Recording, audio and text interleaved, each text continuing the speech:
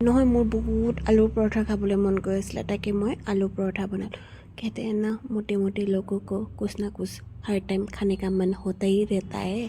तो इसलिए मैंने बनाया आलू पहले 2 आलू बॉईल कर लिया बॉईल কৰাৰ পিছত মই লৈছোঁ আটা সল্ট আৰু লৈছোঁ ৰিফাইন অইল অলপ দি ধুনীয়াকৈ আটাখিনি ধুনীয়াকৈ মঠি ল'লোঁ মঠাৰ পিছত মই অলপ দেৰি কাৰণে ঢাকি আটাখিনি ৰাখি দিলোঁ তাৰপিছত মই কৰিলোঁ এখন পেন গৰম কৰি তাত দিছোঁ অলপ অইলৰ দিয়াৰ পিছত দিছোঁ মই জিৰা 1 স্পুন তাৰপিছত দিছোঁ জিঞ্জাৰ গাৰ্লিক পেষ্ট 1 স্পুন তাৰপিছত দিছোঁ গ্ৰীণ চিলি কেইটামান কাটি দিলোঁ তাৰপিছত দিছোঁ আলু যিখিনি বইল কৰিছিলোঁ তাত দিলোঁ দিয়াৰ পিছত মই তাত দিছোঁ হালধি পাউডাৰ মিৰ্চি পাউডাৰ কোৰিয়েণ্ডাৰ পাউডাৰ ধনিয়া পাউডাৰ মিন্স আৰু জিৰা পাউডাৰ দি আৰু অলপ নিমখ দি ধুনীয়াকৈ মিক্স কৰি পিনি তাৰ ওপৰত দি দিলোঁ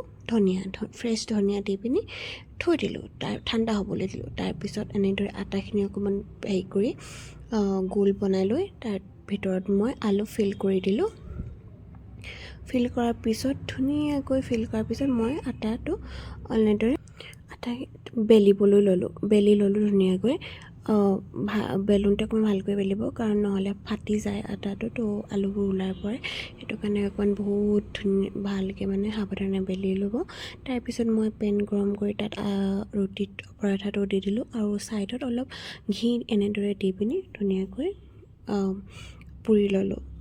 মই ঘি দিও বনালোঁ আপোনালোকৰ নিজৰ ইচ্ছা অইল দিও বনাব পাৰে ৰিফাইন দিও বনাব পাৰে মানে ঘি দিও বনাব পাৰে আপোনালোকৰ নিজৰ ইচ্ছা আপোনালোকে যেনেকৈ ভাল পায়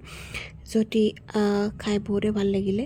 আৰু যদি মোৰ ভিডিঅ'টো ভাল পালে লাইক শ্বেয়াৰ কমেণ্ট কৰিব আৰু ছাবস্ক্ৰাইব কৰিবলৈ কিন্তু নাপাহৰিব তো আকৌ লগ পাম আন এটি ভিডিঅ'ত আজিলৈ আহোঁ বাই থেংক ইউ